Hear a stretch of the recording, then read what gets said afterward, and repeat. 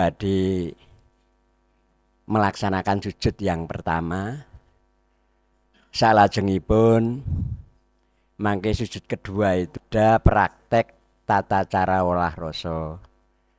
Sujud ketiga nanti juga pendalaman olah rasa yang kedua.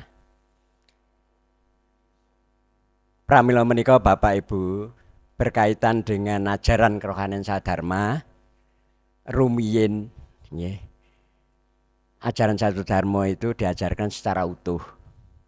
Yaitu setiap warga di sanggar waktu kecilan saya itu kalau ke sanggar itu sebelum sujud netepi wajib pertama Bapak Ibu yang dari pedesaan dari jarak jauh itu selalu diawali dengan tukar hawa.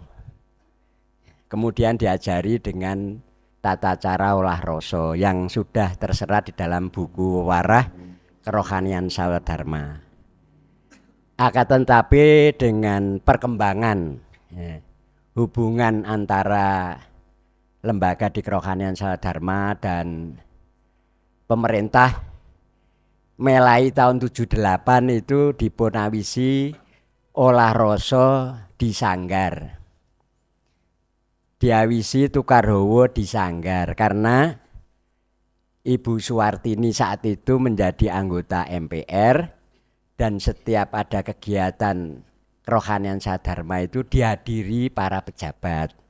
Sehingga seolah dengan adanya kondisi olah rasa dan tukar hawa itu dipandang kurang etis dilihat oleh luar ya.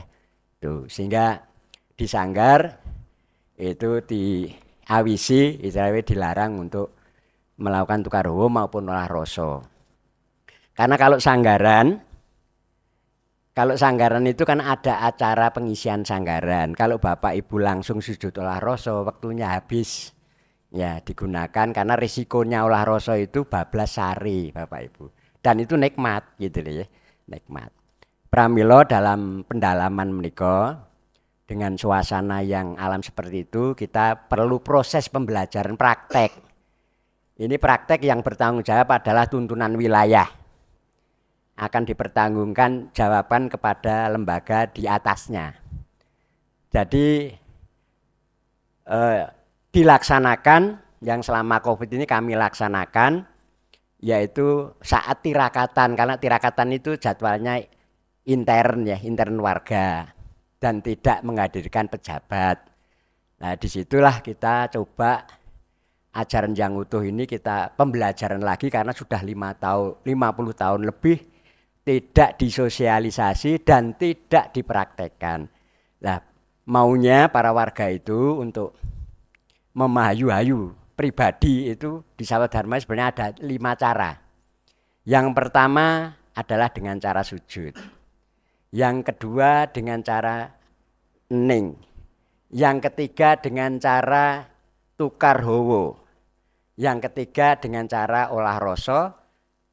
Yang kelima dengan olah rasa untuk penyembuhan. Kira-kira Bapak Ibu pernah mencoba enggak olah rasa dengan cara penyembuhan?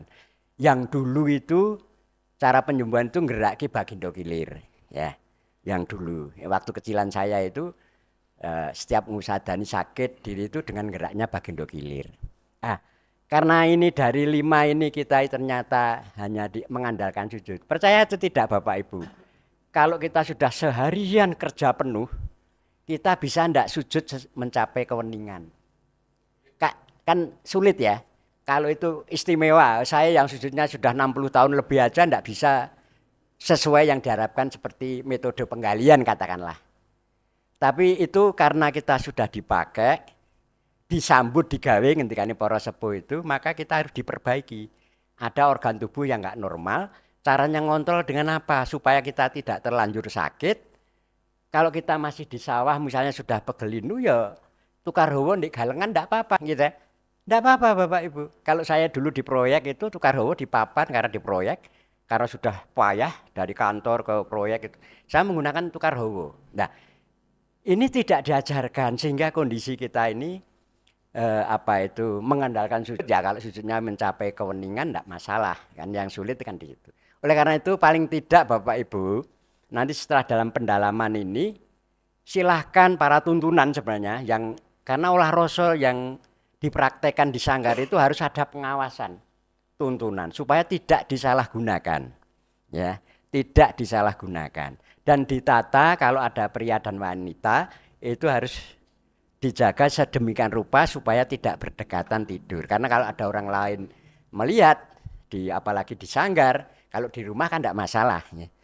Jadi tidak bisa dilakukan di rumah, di sanggar, tapi bisa dilakukan di rumah setiap harinya. Karena untuk menjaga kondisi pribadi yang namanya waskito terhadap pribadinya sendiri. Ya. Nah, itu nanti Bapak Ibu akan mendalami namanya tempatnya saudara, tempatnya tali rasa yang di dalam buku itu masih ancer-ancer itu ya tidak tepat itu. Kalau mau tepat ya harus dihayati sendiri. Nah ini monggo tidak harus serta-merta sekali bisa. Ya.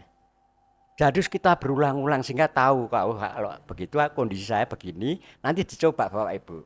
Pada tahap setelah sujud kedua nanti yang pertama olah rasa yang tidak nambah satu bumbuan.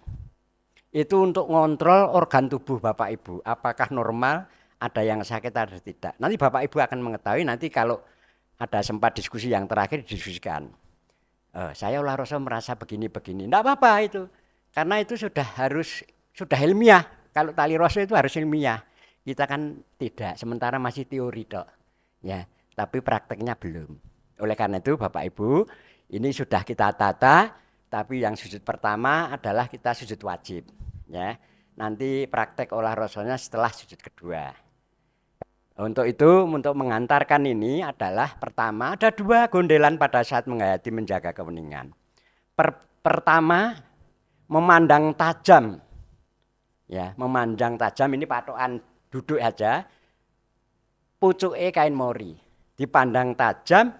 Terus Bapak Ibu hanya merasakan bahasa komunikasi, merasakan keluar masuknya napas. Di saat merasakan keluar masuk napas itu, maka Bapak Ibu akan mengalami seperti apa, Bapak Ibu sendirilah.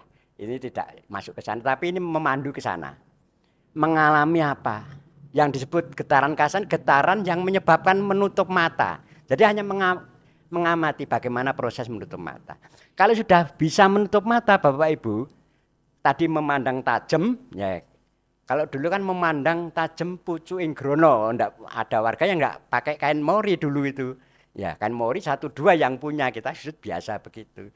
Nah, karena sudah ada kain mori, sebagai patokan memandang tajam pucuk kain mori, jarak kurang lebih 1 meter. Apa itu? Supaya Bapak Ibu mengurangi gangguan kanan kiri, cakrawala pandang dibatasi. Supaya apa? Itu hanya sekedar untuk mempermudah ketenangan. Ya, bukan hal lain, mempermudah ketenangan sehingga nanti Bapak Ibu bisa merasakan menutup mata secara otomatis. Nah, kalau sudah menutup mata, Bapak Ibu masih 2 pada mata tadi memandang tajam. Yang dimaksud tajam ini menapa Bapak Ibu? Mandeng tajam niku mboten menteleng ning mboten kedep-kedep. Nah, iki nggih, pripun ya? Mboten metenteng tapi mboten kedep-kedep. Nek kedep panjenengan mboten saged ngamati pernapasan sing tenang, nggih niku. Ning nek pun nutup napas kali niki mengamati mbun-mbunan sering kali disebutkan Pak Budi kalau ening. Menutup mata ada mata rohani, ngamati mbun-mbun dibantu mlebu metune napas. Empun niku gondelane sampean karek ngetutke pun. Mangke nggih, niku pedoman. Niku namine caranya setelah menutup mata berarti Bapak Ibu bisa wening, kalau wening menjaga keweningane niki. Nggih, kecuali nek mata pandang itu bebas, mungkin panjenengan nglambyar. Keweningane ucul, terus eling macam-macam. Niki ngatasi. Nah, menawi kakung wisata, ya niki istilahnya ngamati cahya maya ing napa pelopak mata, artinya pucuk ing grana niki wau lho. Nah, kali napas. Niku bahasane para sesepuh kita harus paham, bukan ini salah, bener itu dulu ya seperti itu. Karena belum ada patokan gitu. Kelopak mata, mandeng pucuk ing grana niki wau, cahya maya ingkang manggeleng teng bun-bunan dadi ning niku wau. Sing dijaga niku karena yang Maha Suci berada di istilahnya di embun-bunan nggih. Ya monggo dipun hayati. Panjenengan ngrasani sak matipun ngantos panjenengan saged ngamati tuntunan pribadi bener-bener selalu menjaga diri kita sendiri. Monggo sugeng ngayati. Salam waras. Matur nuwun.